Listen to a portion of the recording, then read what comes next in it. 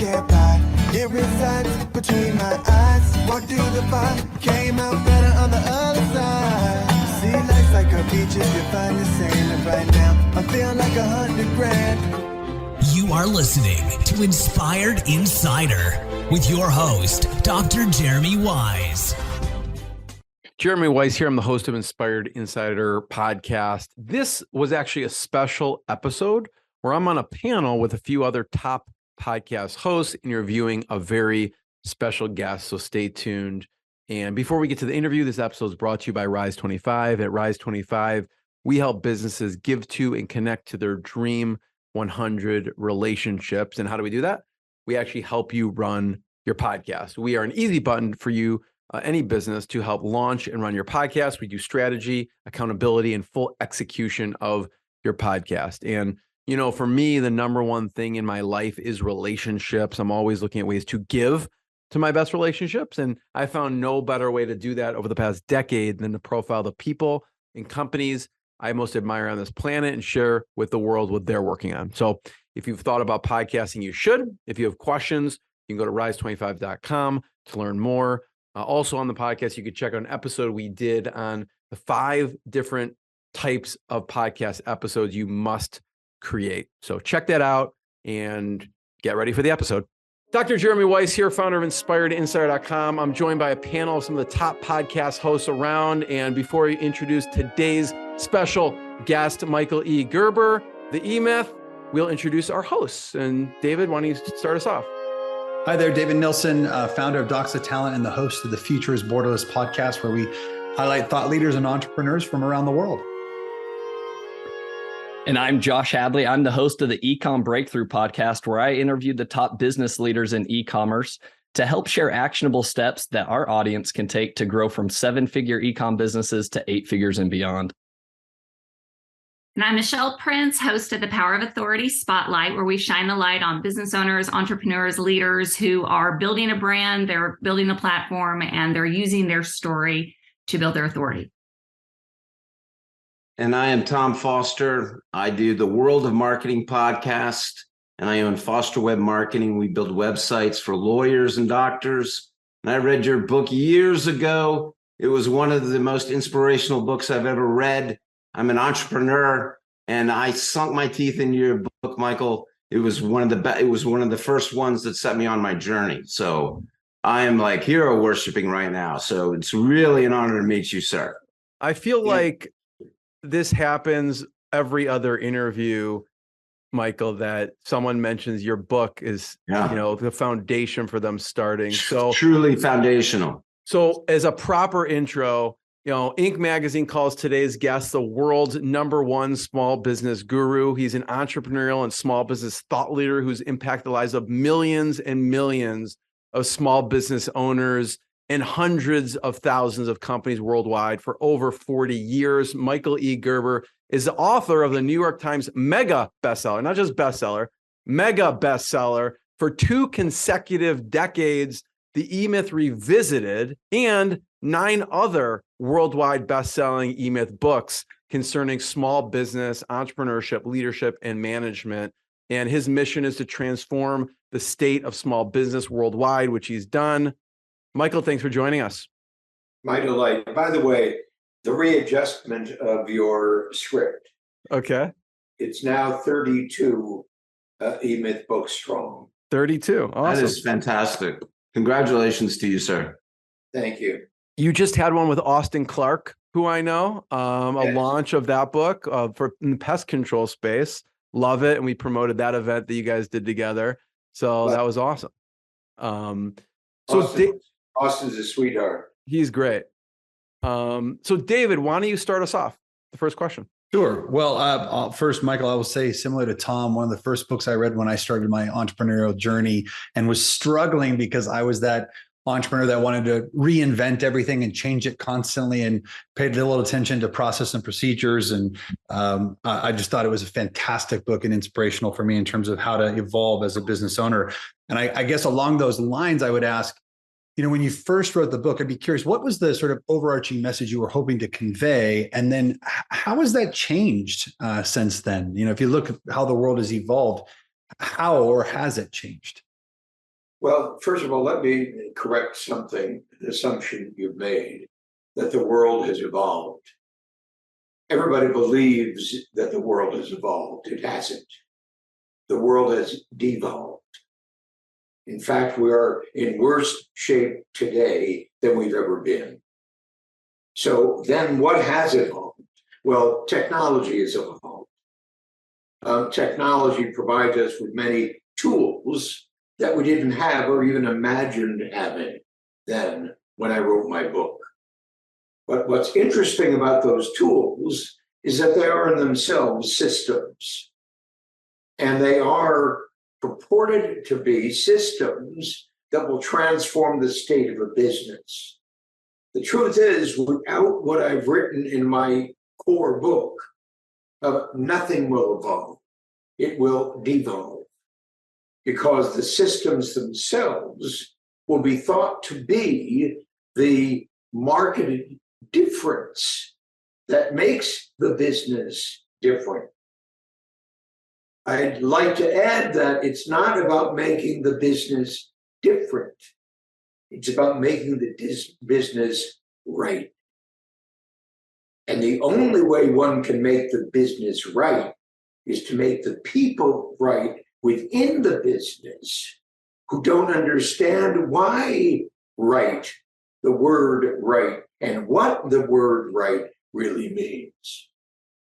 That's the most profound impact that E-Myth Revisited has had, because it defined the word right, and doing so now more strenuously than I did in the book, but it defines the word right in the right way. And that's why Tom described his experience the way he has, and that's why, David, you've described your definition the way you have, and I'm sure I'll hear very much the same thing from everyone else in this conversation.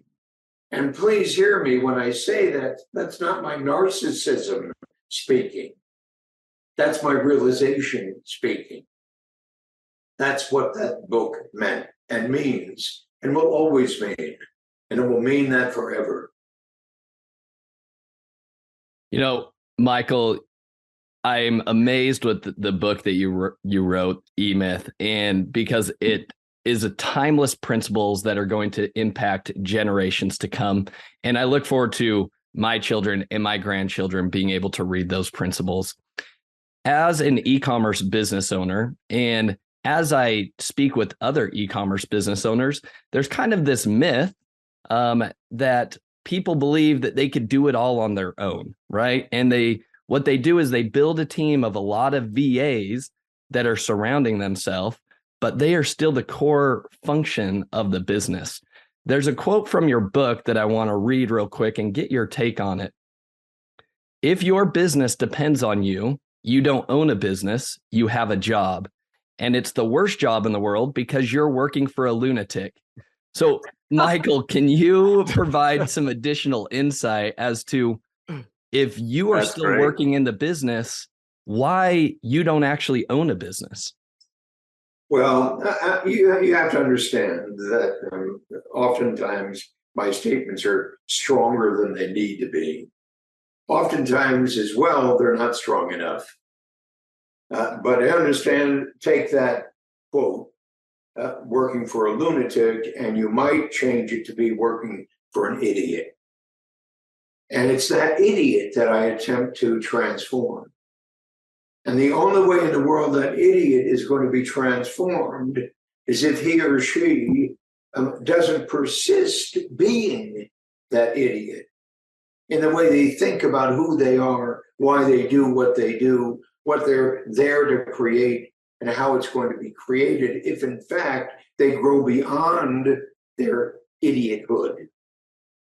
So it's a master position to take, Josh. In short, just strenuously understand that while you're not in a people development business, in short, that's not the intent. You are. You get what I mean by that. While you're not in a people development business, you actually are. Everyone is. But the question then becomes, what is people development? And how does one approach people development at the very outset?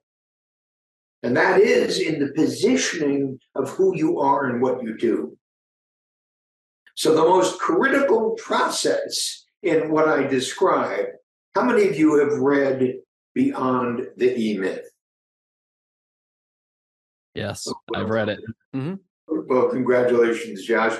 Folks, pick the book up. It's Beyond the E-Myth, The Evolution of an Enterprise from a Company of One to a Company of 1,000. And at the heart of that book is what I describe as the Eightfold Path. And the Eightfold Path is crucial to the process of becoming who you intend to be. Let me describe the 8 steps in the Eightfold Path. I have a dream. I have a vision. I have a purpose. I have a mission. I have a job. I have a practice. I have a business. I have an enterprise. A dream, a vision, the purpose, the mission, the job, the practice, the business, the enterprise. The Eightfold Path is the process for growing a company of one to a company of 1,000. It is the process of maturing from doing it yourself, doing it, to create an enterprise that does it in great measure with a great number of individuals who are in fact instilled in the process of understanding and appreciating what a dream is, what a vision is, what a purpose is, what a mission is. How many of you are familiar with the dreaming room? So the dreaming room is a program that I developed to take one through the first 4 steps to discover your dream, your vision, your purpose, your mission.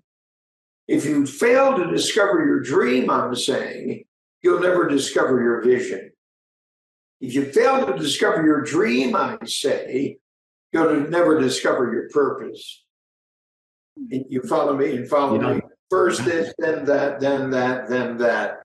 So there's a process, a mad process, through which you grow in maturity, you grow in eloquence, you grow in ability to literally become the one you can't even imagine becoming at the very outset of this process. My dream, way back then in 1977, wow, that's a long time ago. My dream was to transform the state of small business worldwide. My dream was to transform the state of small business worldwide. My vision was to invent the McDonald's of small business development services. My mission was that every small business who in fact accepts this process can indeed realize the outcome I'm describing here. And my mission is and was in 1977 that I can invent the business development system that will make it possible for me to realize my dream, my vision, and my purpose. Did that make sense? Makes a lot of sense. And I love those 8 steps and that process that you go through, because it truly is like an evolution of growing and developing. It's an evolution. It's an evolution, but it's not based upon evolution. It's based upon something significantly more compelling than evolution. Right. That's what's so critical about it. Mm-hmm. Yeah, gosh, I had a different question, but now I want to kind of segue a little because, well, first of all, 14 years ago, I started my business, and about a year in, somebody gave me the E-Myth Revisited. And it changed my life. And I would not be in business today had I not read that book and understood the importance of systems and process and all the things that I kind of. May I say, as each of you say what you're saying, it touches my heart. Because, of course, that's the sole reason I've been doing what I've been doing. And to hear it in such a compelling way, in such an authentic way, is very, very moving to me. So thank you. When you say years ago, and here you are evidencing in the shine on your faces, in your hearts, how meaningful this was to you. It's very, very compelling to me. Thank you. Well, it's a pleasure to be able to tell you that, because it is true. And it's interesting when you start talking about the people development, and this is where my question changed. So I came from, and my background is in people development. I worked with Zig Ziglar. And when I started my business, I thought that's all I really needed. And that's why the E-Myth really helped me, because I realized I needed more than just my passion, more than just those skills. I needed the systems. But what I'm hearing you say with the beyond the E-Myth, it's really, it isn't one or the other. It is both. But what is something a brand new business owner can do to implement that quicker? Because I know for me, I wish I would have been able to implement this earlier, to take that dream, mission, vision, and then transfer it into the systems and processes. Is there another way? Is there a faster way? Is there a better way than what people are doing today? Because I see a lot of business owners who have even read it still struggle. And I'll raise my hand in that sometimes too. Faster doesn't work in my world. Yeah. But it doesn't work in yours either. Mm-hmm. And it's simply a product of our time. Faster. Everybody wants faster, when in fact they can't even do slower. And so I'm suggesting that first thing you can say to every single person in the room: don't talk faster to me. Faster never has worked. And if it has, it's an accident. If you attempt to emulate faster, you're attempting to emulate stupid. Because what you'll discover at the end of faster is you haven't gotten there. You only thought you had. And the problem is, it's going to kill you faster than you can even imagine. It's slower. The zen of it, it's slower. It's slower. Speak to me slowly. Measure your words as you speak to me slowly.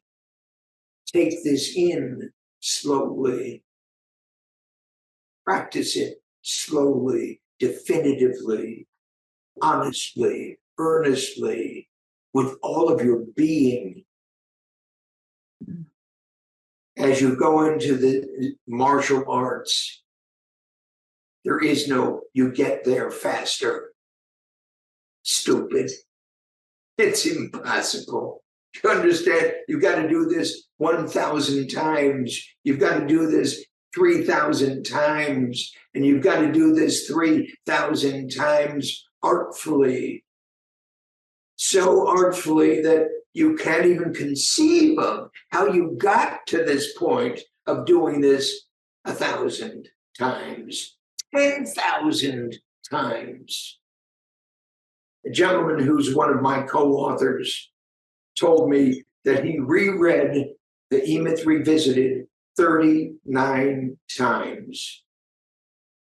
Hear me, he reread it 39 times.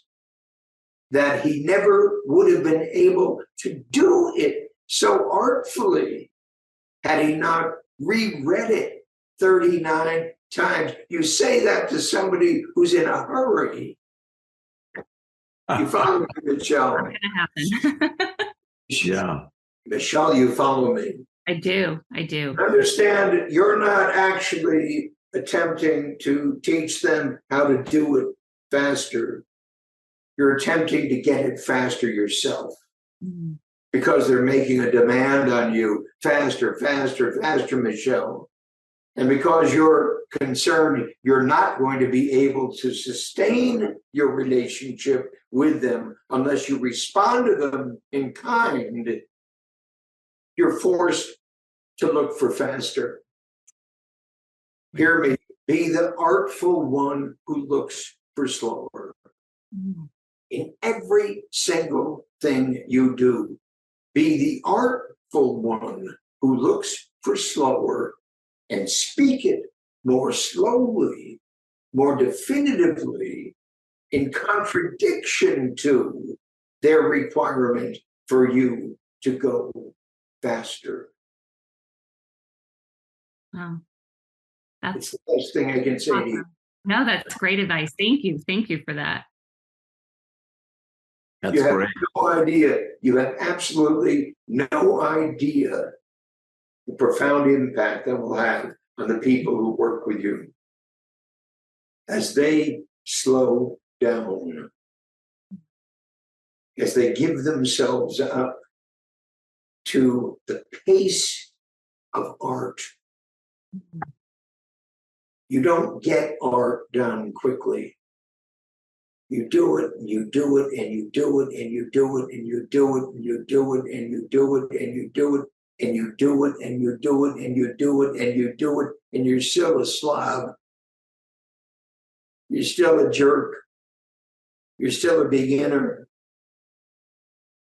So you must turn to everyone who says that and say, you're a beginner, moron.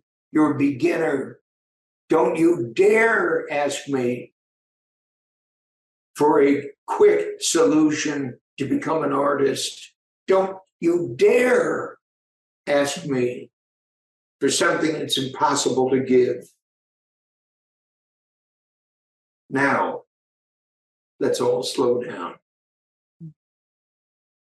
And as you set that pace, you can feel that pace being set. As you set that pace, follow me, as you set that pace, you set their hearts. And if you set their hearts appropriately, you set their imagination appropriately. And you surround yourself with individuals who are there for the long term. Who are there for the long term. Can you imagine your students being there for the long term? Can you feel the difference that makes? Mm-hmm. So imagine your martial arts class. You follow me? You're all martial art leaders, gurus. Imagine your martial arts class slowing down. As you begin to see that, everything changes.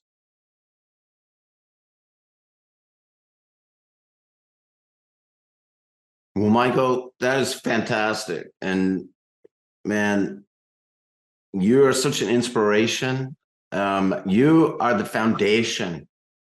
Like everybody just has copied you for the since you wrote the book, everybody's just copied you and had some kind of version of what you came up with. So I've got a couple of questions.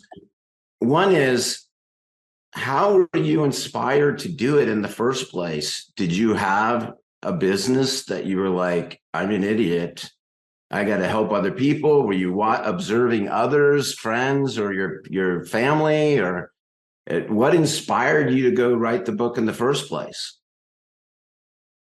Well, I wasn't inspired to write the book until I did the work.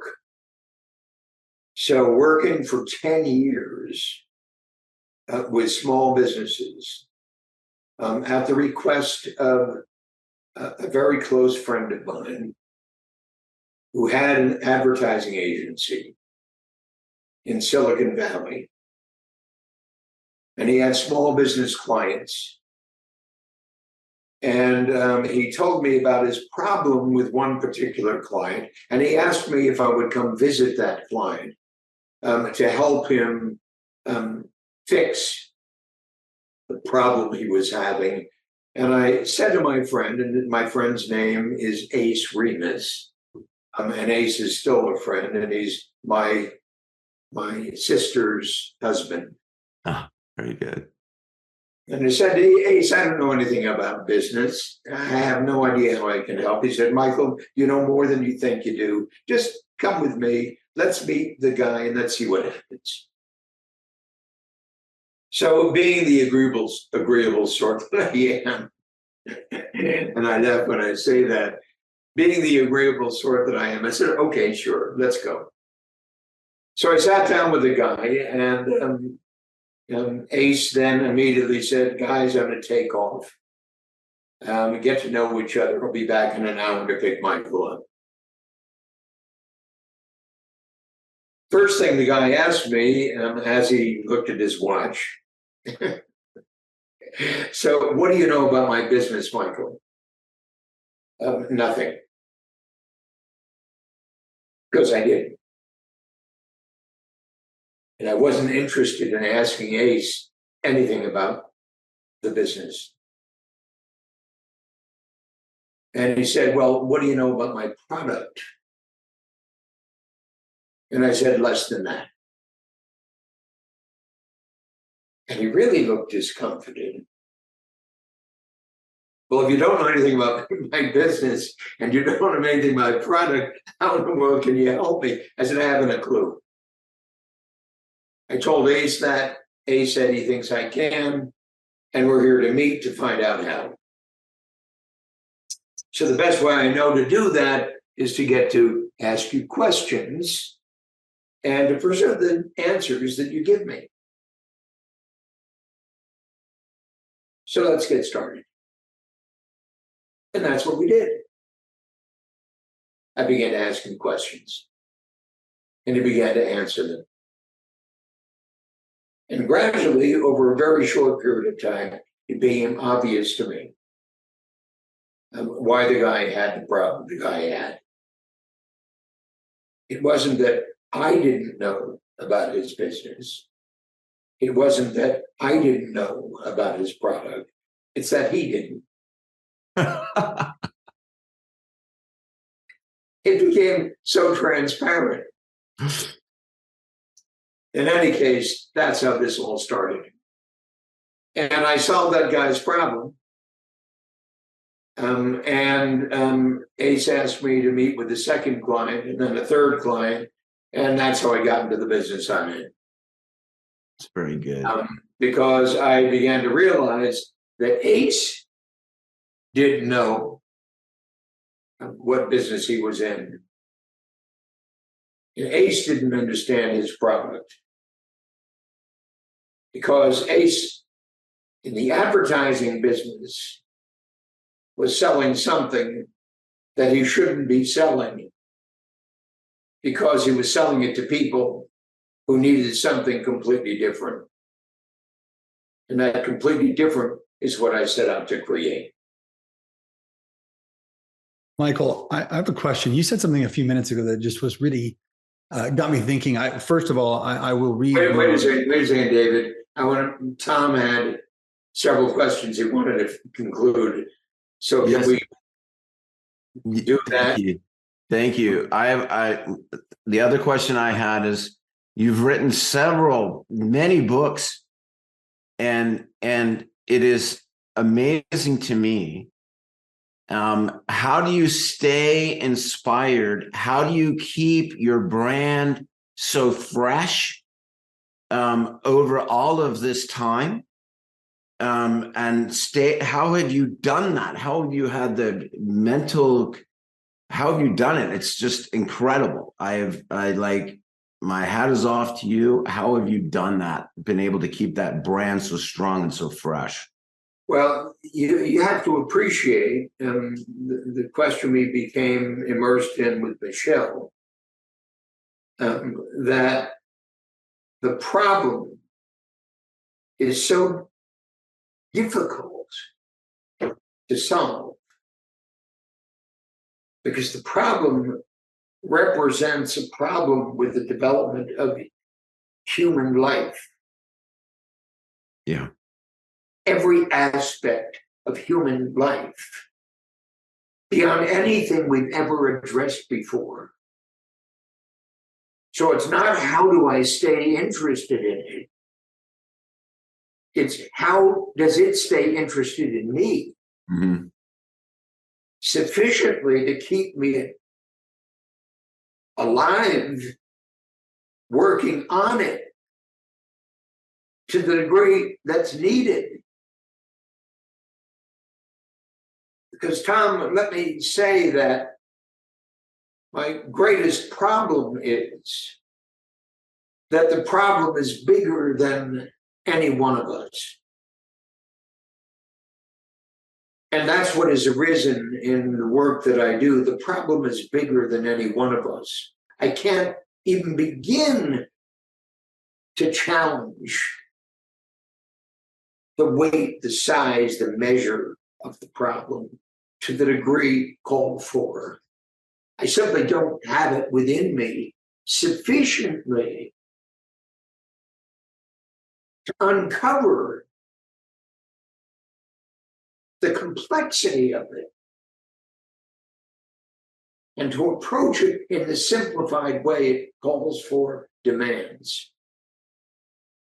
That what I'm dealing with is an art form. It can't be better described than that. An art form that's beyond me.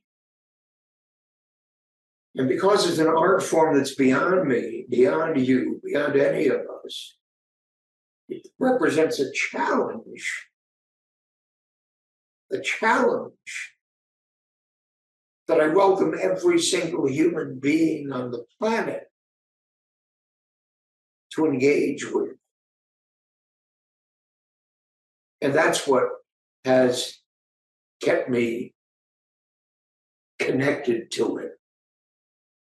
It's that, oh my God, no, it's not that, it's this. Yeah. Oh my God, it's not this, it's that. Oh my God, it's not this and that, it's that and this and that and Right. Who's got the time? Who's got the energy? Who's got the wherewithal? Who's got the intelligence? You follow me? So the job is bigger than any of us. Yeah. We solve that problem. We sitting here, we solve that problem. We transform the state of human life worldwide. Not just in the thinking about it, but in the actual practice of it. So I want you to imagine, Tom, that's what we're engaged in. Transforming the practice of being human in everything we do. It's true. It's called holy shit. You mean we can do that? So that's what's calling every one of us. Whether we've come to the realization of that or not is another question, but that's what's calling each and every one of us. That massive, massive, massive question. Transform the state of humanity worldwide.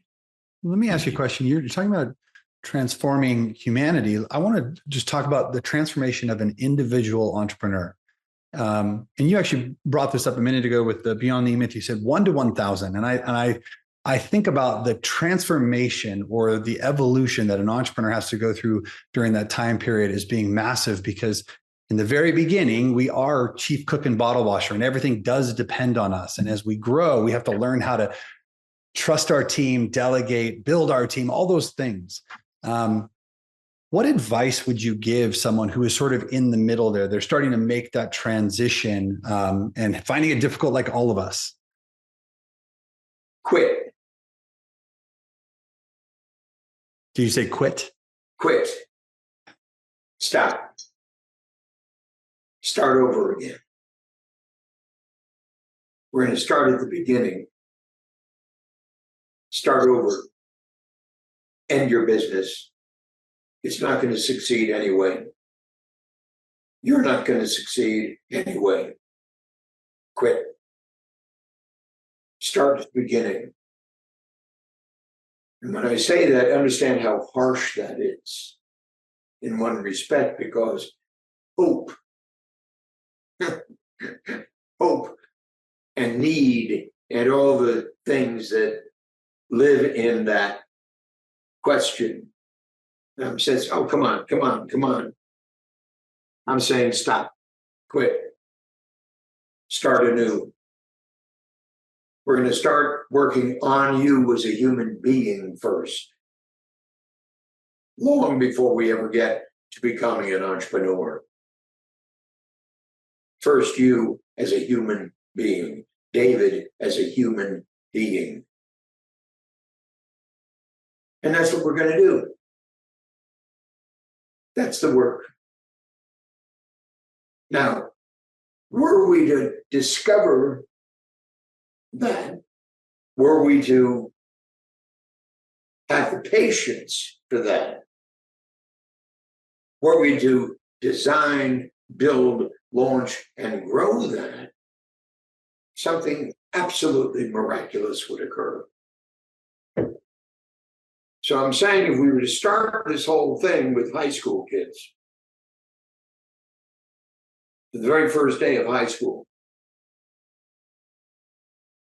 freshman, sophomore, junior, senior, from the very first day of high school, we would begin to design, build, launch, and grow our people to a degree we never have. And as we begin to do that, as a freshman, a sophomore, a junior, a senior, graduated from high school into a new engagement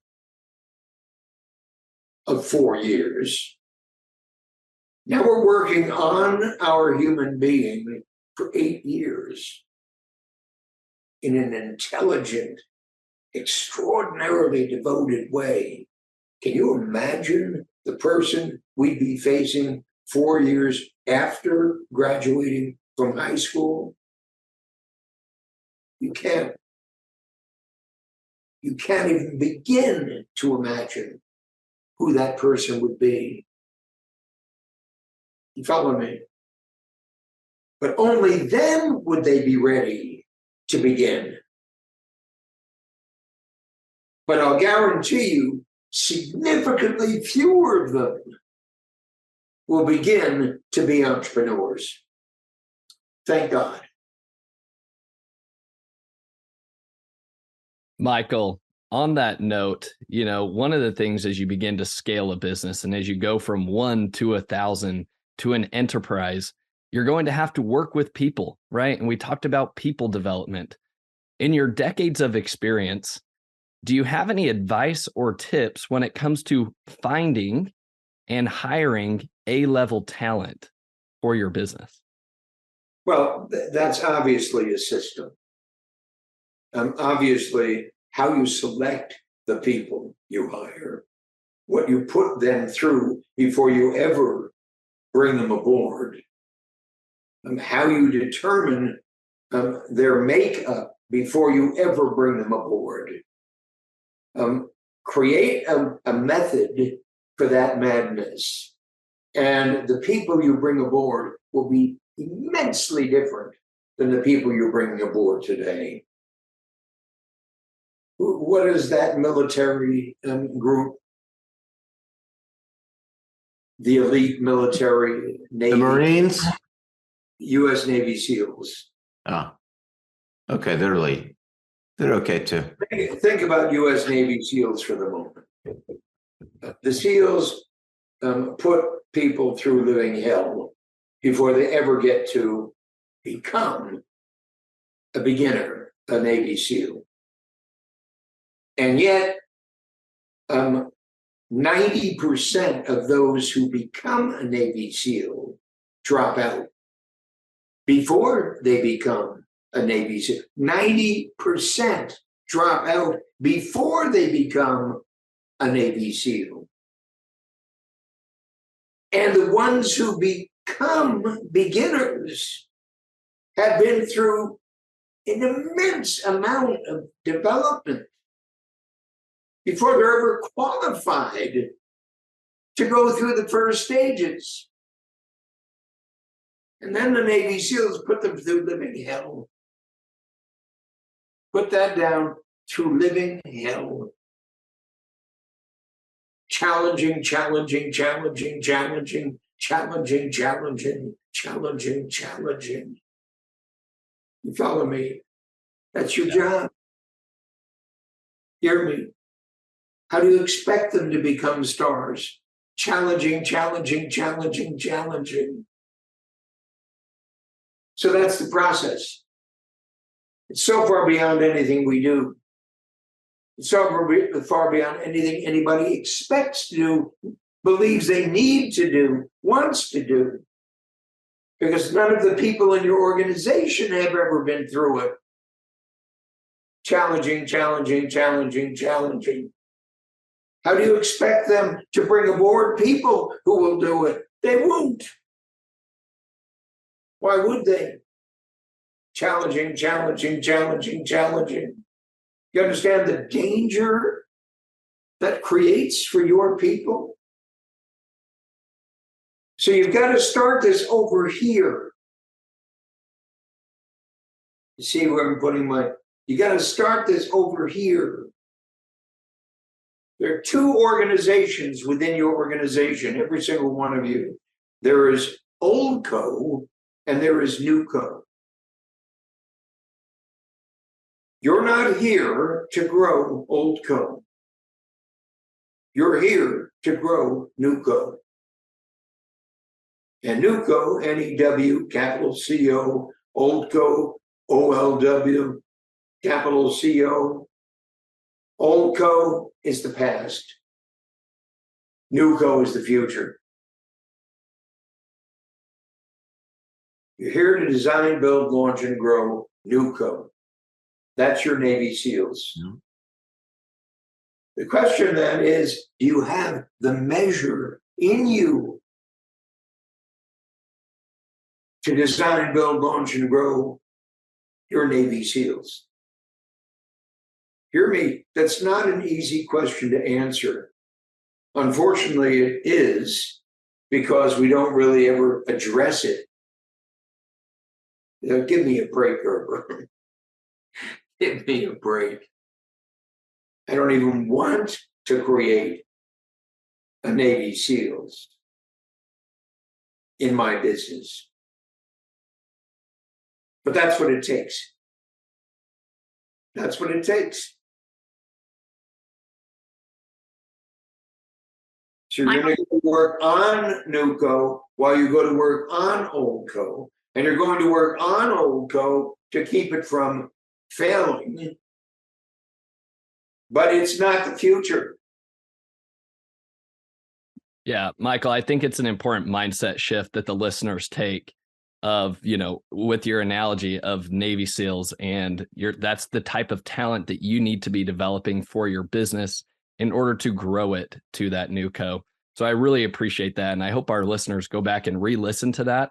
That's a huge mindset shift that business owners need to have when they begin to hire talent. Yes, but hear me, it's a huge mindset and soul set. S-O-U-L, soul set for you. Don't you dare tell that story until you've set your soul to it. And please be careful about telling yourself that you've set your soul to it. Because if you hadn't set your soul to it, it's going to chew you up and spit you out, because you're not going to match it. And the last thing I want to do is to put you into the grinder, the soul grinder that will put you in. So you'll say one day, Gerber, the day you told me that story was the day it went out of business.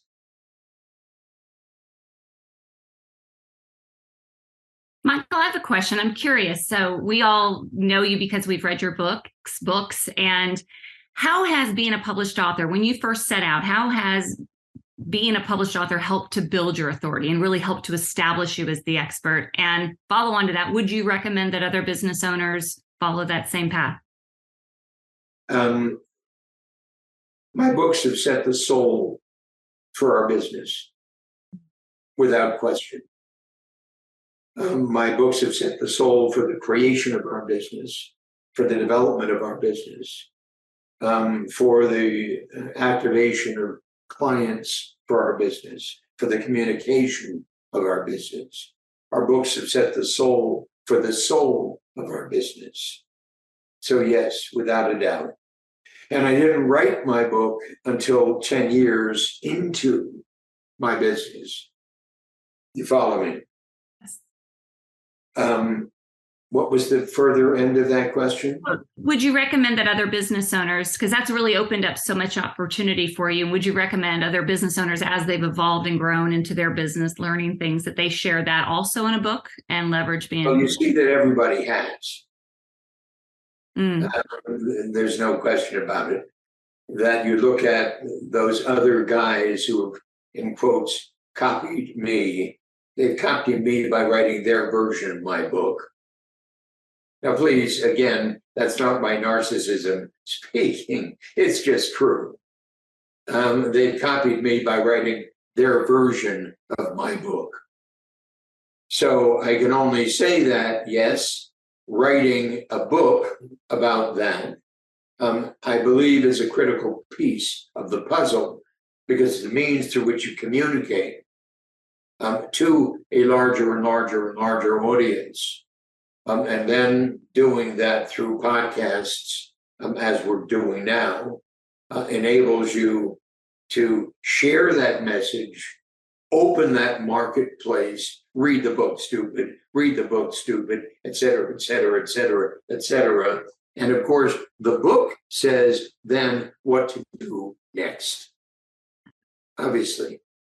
So yes, I would recommend that, and have recommended that. With this cautionary tale, most people write a bad book. Most books fail, but most businesses fail. It's much easier to fail writing a book than it is failing writing a business, because you don't see the business fail in time for you to get ready for it. The book fails so obviously. The average book sells fewer than 250 copies, and that with a lot of work. Got it? Got it. Yes, thank you. Michael, I just want to be the first one to thank you. Really appreciate your time and being here with all of us and sharing your message with anyone listening. I want to point everyone to all of your books, eMyth and eMyth Beyond, and also michaelegerbercompanies.com to check out everything that you have going on. And just want to thank you for everything you've done for all of us over the years. My delight. Thank you. And might I say, you might be clearer in your description of your guest and what you expect of your guest, as compared to what you expect of your audience. And that will help grandly. Awesome. Thanks, Michael. Thanks, everyone. Thank you so much, Michael. It's such an honor to meet you. I wish you the best luck. What I got, you can't buy. It resides between my eyes. Walked through the fire, came out better on the other side. See, life's like a beach if you find the sailing right now. I'm feeling like $100 grand.